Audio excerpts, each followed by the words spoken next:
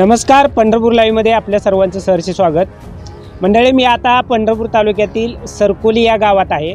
या गावामध्ये अनेक ठिकाणी ऊसतोड चालू आहे. शेतकऱ्यांचे अनेक प्रश्न आहेत. विधानसभेची धामधूम चालू असतानाच शेतकऱ्यांच्याकडे मात्र राजकारण्यांचं दुर्लक्ष होताना दिसून येत आहे. आता या ठिकाणी स्वाभिमानी शेतकरी संघटनेचे काही कार्यकर्ते आहेत आणि काही ऊस वाहतूकदार पण आहेत आणि काही शेतकरी बांधव पण आहेत. आपण त्यांच्याकडून जाणून घेणार आहोत की कशा पद्धतीनं शेतकऱ्यांचं सध्याचं जीणं मुश्किल झालेलं आहे. ते काय नाव तुमचं? माझं नाव बाहुबली राजाराम सावळे. मी एक राजशिटीचा कार्यकर्ता आणि माझे जोडीदार विक्रम पंजाबराव भोसले विद्यार्थी युवा आघाडीचे जिल्हाध्यक्ष आहेत. तर आज महाराष्ट्रात सार्वत्रिक निवडणुकीचं वारं धामधुमाने चालू आहे. तरी आपल्या सोलापूर जिल्ह्यात बहुतांश चेअरमन ही कारखान्याचे चेअरमन अध्यक्ष असून ही आमदारकीला उभं राहिले. तर एकही पट्ट्या म्हणत नाही की आपल्या बाबा या सोलापूर जिल्ह्यातल्या शेतकऱ्यासाठी एकसुद्धा बोलत नाही. आज ही मजूर असलेलं ट्रॅक्टरचं वाहतुकीचा प्रश्न भेडसावला आहे. आज शेतकऱ्यासाठी हो काय एवढा मोठा ऊस सांभाळा आहे, जणू काय बाबा घरच्याच्या सोनं नाणं घाण ठेवून 15 ते 18 महिने 22 महिने सांभाळून ह्याच्याकडे लक्ष देऊ नाही. तरी पण एकही पट्टी ह्या शेतकऱ्याकडे दुर्लक्ष करतोय. म्हणून माझी एकच विनंती की बाबा ह्यांनी ह्या मतदानाकडे लक्ष देता कमीत कमी ह्या शेतकऱ्याचा मुद्दा जर आधी बाबा दराची कोंडी फोडली असती. बहुतांश आपल्या जिल्ह्यात अभिजित पाटलानं दराची कोंडी फोडली. ही दोन वगळता आपल्या जिल्ह्यात 33 कारखाना आहेत.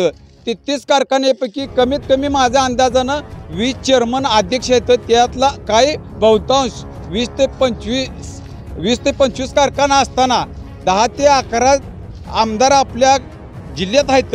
त्यांनी ऊसाच्या बाबतीत एकही पट्ट्या बोलत नाही.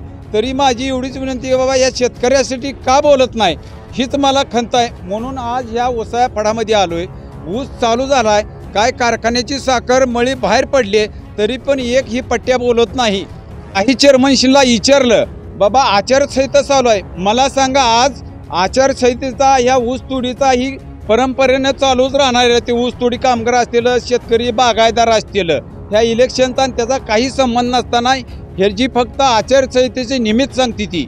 म्हणून माझी एकच विनंती की मागल्या बारीनं सरकार महाविकास आघाडीचं होतं, आता भाजपचं आहे. ही दोन्ही बी वाघ ह्या शेतकऱ्याविषयी काय बोलत नाही. तर ही फक्त म्हणते की मला निवडून द्या, मला निवडून दिल्यावर तुम्हाला मार्गी लावतो. पण ही दोन्ही बी वाघ महाविकास आघाडी असेल महायुती असेल तर ह्या राजू शेट्टीनं ही 23 तारीख झाल्यानंतर तोपर्यंत जर कुठल्याही कारखानदारांनी जी कारखानदार आहेत ती चेअरमन आहेत, चेअरमन अध्यक्ष असून आमदारकीचं त्यांना ढवाळ लागलंय.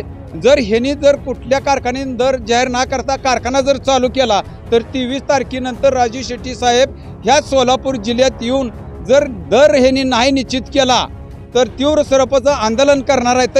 आपण जाणून घेतलं कशा पद्धतीनं स्वाभिमानी शेतकरी संघटनेच्या कार्यकर्ते आक्रमक झाले आहेत.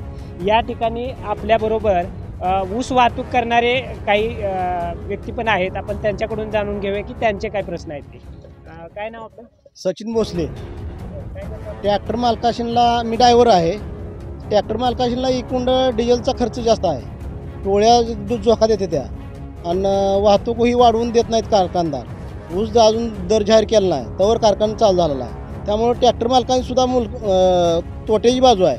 और अजून कर्ज काढायचं झालं तर याजानं पैसे घेऊन लोक ट्रॅक्टर मालक ही करतात.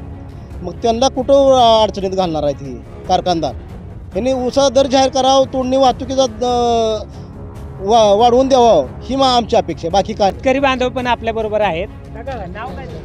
अशोक भोसले. सर चालू आहे. नाही केला अजून. तुळीचा नाही, ऊस तुळीचा नाही.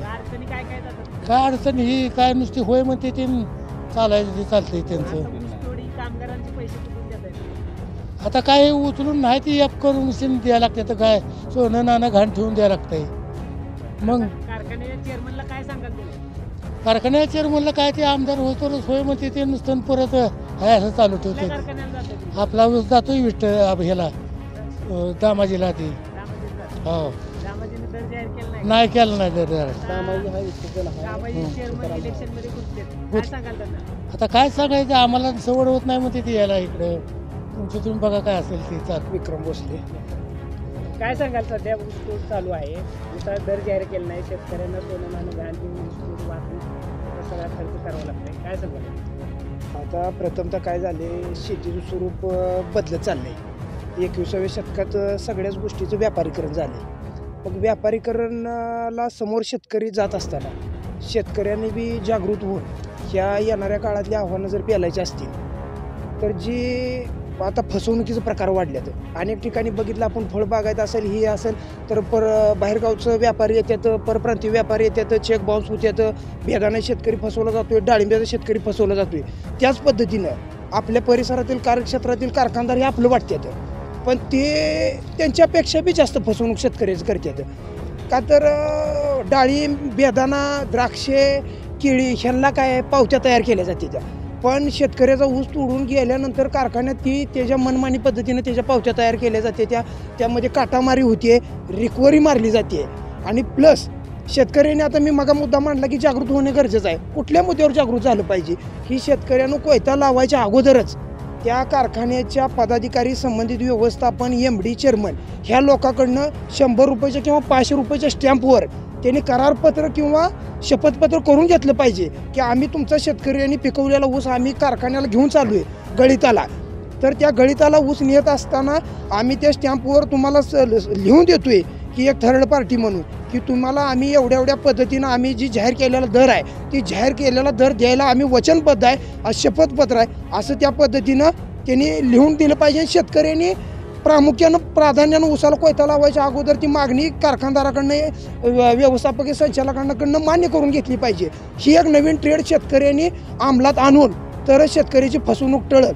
नसेल तर मग शेतकरी संघटनेचं पदाधिकारी, शेतकरी संघटनेचं नेते मंडळी जर त्या बारीनं कारखाना चालू झालं, ऊस दराचं आंदोलन पेटायचं, शेतकरी वाहन मालकाचं, वाहतूकदाराचं नुकसान होणार, टायर फुटणार, त्यांनी बी त्यांचा प्रपंचपणाला लावून ट्रेलर, ट्रॅक्टर, ऊस तोडणी कामगार ही मोठा संच त्यांनी उभा केलेला असतोय. त्यामुळे जर या आंदोलनामध्ये ते ऊस वाहतूकदार भरडला गेला तर त्याचंही कधी न भरून येणारं नुकसान आहे. म्हणूनच कारखानदारांनी ह्याचा विचार करून शेतकरी, ऊस तोडणी वाहतूकदार, ऊस तोडणी कामगार आणि ऊस कारखान्याचं कामगार ही एकमेकावर अवलंबून असणारं घटक आहेत. ह्यांचा पोट हातावर आहे. ह्यांचा विचार करून लवकरात लवकर दर जाहीर करून ह्या ऊसाची कोंडी फोडावी, नाहीतर शेतकरी संघटना आक्रमक रूप धारण केले ह्याला जबाबदार संपूर्णपणे कारखान्याचं व्यवस्थापन आणि कारखान्याचं चेअरमन, संचालक मंडळ असेल. ही या निमित्ताने मी इशारा त्यांना देतो. आता निवडणुका चालू आहे, निवडणूक काळामध्ये तर निवडणूक होईपर्यंत तरी ऊस दर ही जाहीर करणार नाहीत कारखानदार, त्याबद्दल काय सांगता? ऊस दर त्यांना बरोबर आहे, काय आर्थिक आमिष दाखवता येत नाही ती आचारसंहितेमध्ये, पण त्यांनी स्टॅम्पवर लिहून द्यायला त्यांना कायच हरकत नाही. कारखानदाराला जी करारपत्र करायला काय हरकत नाही. जी दर FRP बसल ती FRP आम्ही तुम्हाला द्यायला कटिबद्ध आहे. आणि जी काय ठरलेला माफक दर आहे शेतकऱ्याला फायदेशीर 18 महिने 20 महिने सांभाळलेला ऊसाचा, ती त्यांना करारपत्र करून द्यायला काय हरकत होत नाही. यात का तर खरेदी विक्री शेतजमिनीचं चालू आहे, ह्यामध्ये अनेक वेगवेगळ्या स्वरूपाचं व्यवहार चालू आहेत. तसेच या पद्धतीचा बी शेतमालाचा व्यवहार करायला त्यांना काय हरकत नाही. आचारसंहितेचं कुठं तिथं बंधन येतं कायदेशीर मला वाटत नाही त्यामध्ये. काय नाव आपलं? राजेंद्र सावळे, शेतकरी. काय सांगाल ऊसाची सध्या तोड चालू आहे? सध्या मी तर सुरुवातीला शेतकरी बांधवांना आवाहन करतो की ऊसाची कारखानदारानं ऊसाची कोंडी फोडल्याची, शेतकऱ्यानं ऊसाला कोयतं लावणे. आणि त्यातनं आता कसं झालं आहे, 2024चं आमदारकीचं इलेक्शन लागलेलं आहे. त्यात आमदारकीचं ढवाळ लागलेला, भले पंढरपूर असो, मंगळवेढा असो, मोहोळ असो, माळशिरस असो, माडा असो. आता ही विठ्ठल सहकारी साखर कारखान्याच्या चेअरमननं अभिजित पाटलानं 3,500 रुपये दर जाहीर केला आहे. पण कारखानदारानं कोंडी जोपर्यंत ऊसाची फोडत नाही तोपर्यंत शेतकऱ्यानं ऊसाला कोयता लावू नये. आणि ह्या आता ही बाहुबली सावळे जसे बोलले तसे 23 तारखेनंतर राजू शेट्टीच्या माध्यमाखाली 23 तारखेनंतर सर्व शेतकरी रस्त्यावर उतरतील आणि तिथून परत काय होईल ती जबाबदार कारखानदार, संचालक बॉडी, सगळं कारखानदार जबाबदार राहतील. सरकुली पंचक्रोशी आणि सरकुली गावाच्या परिसरामध्ये भगवान वानखेडे, पंढरपूर लाईव्ह ह्यांचं मी स्वागत करीन. का तर शेतकऱ्याच्या जिव्हाळ्याचा प्रश्न, जे ऊसदाराचा शेतमालाचा प्रश्न आहे, त्या जिव्हाळ्याच्या प्रश्नाला या निवडणुकीच्या धामधुमीमध्ये त्यांनी वाचा फोडून शेतकऱ्याच्या प्रतिक्रिया आणि परिस्थिती जाणून घेण्यासाठी ते सरकुली नगरीत आले व त्याबद्दल मी त्यांचं स्वागत करतो आणि त्यांचा आभार व्यक्त करतो. का तर त्यांनी इतक्या मोठ्या तळमळीच्या विषयाला वाचा फोडल्याबद्दल. आता आपण पाहिलं शेतकऱ्यांची आणि शेतकरी संघटनेच्या कार्यकर्त्यांची ही कशी भूमिका आहे ती.